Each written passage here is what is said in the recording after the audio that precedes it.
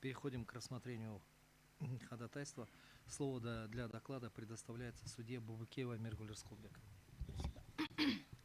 Уважаемые коллеги, уважаемые участники заседания, в Конституционный суд Кыргызской Республики 24 июля 2023 года поступило ходатайство Акынбекова Алмаза Эмильбековича и Мацакова Самата Аскаровича о проверке соответствия нормативного положения абзаца 7 пункта 4 положения о порядке исчисления стажа государственной службы и муниципальной службы для выплаты процентных надбавок за выслугу лет, утвержденного указом президента Кыргызской Республики от 2 февраля 2022 года, выраженного словами «начиная с 7 июня 2016 года».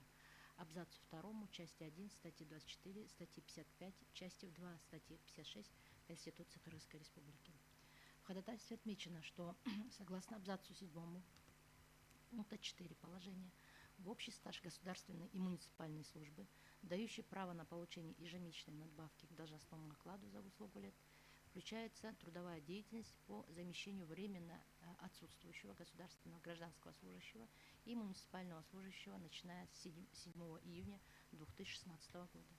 Акынбеков в период с 9 апреля 2004 года по 12 апреля 2007 года проработал на различных должностях таможенных органов, временно исполняя обязанности сотрудников, находящихся в отпуске по уходу за ребенком. Как отмечают заявители, указанные периоды работы ранее засчитывались в общий трудовой стаж и начислялись надбавки по выслуге лет.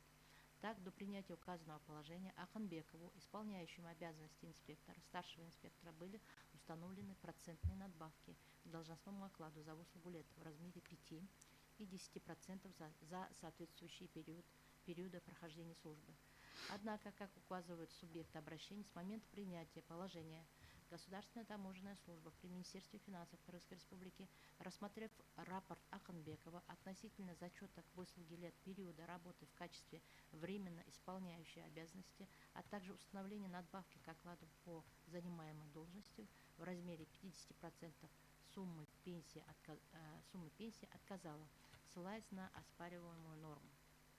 В этой связи заявитель считает, что оспариваемое нормативное положение отменяет и умаляет право государственных и муниципальных служащих на зачет к выслуге лет трудовой деятельности по замещению временно отсутствующего государственного гражданского служащего и муниципального служащего, а также установление на ее основе надбавки к окладу. По их мнению, применение оспариваемого нормативного положения лишает Акынбекова возможности зачета трехлетнего стажа трудовой деятельности по замещению временно отсутствующего служащего к общему стажу работы и получению надбавки к заработной плате. В качестве довода автор обращения ссылается на абзац 2 части 1 статьи 24 Конституции, определяющие конституционные гарантии недискриминации. Так, субъекты обращения отмечают, что государственные и муниципальные служащие, замещающие временно отсутствующего служащего, подвергаются дискриминации относительно служащих, занимающих постоянные должности, поскольку они полноценно исполняют работу отсутствующего работника, но при этом на них не распространяются все льготы по занимаемой должности. Кроме указанных статей Конституции, обращающая сторона ссылается на статью 55 Конституции, согласно которой в Кыргызской Республике признаются и гарантируются права и свободы человека и гражданина в соответствии с общепризнанными принципами и нормами международного права, а также на часть 2 статьи 56 Конституции, в соответствии с которой в Кыргызской Республике не должны приниматься законы, отменяющие или умаляющие права и свободы человека. С учетом изложенного, заявители просят признать оспариваемое нормативное положение противоречащим Конституции.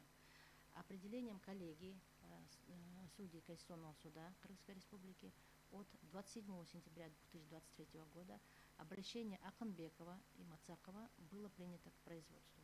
На сегодняшний день в целях обеспечения правильного разрешения дела со стороны судьи-докладчика проведены все необходимые действия, связанные с проверкой обращения и подготовкой дела к рассмотрению. Привлечены в качестве стороны и иных лиц по делу соответствующие государственные органы, по результатам которых дело готово к рассмотрению в Конституционном суде. Уважаемые судьи, есть вопросы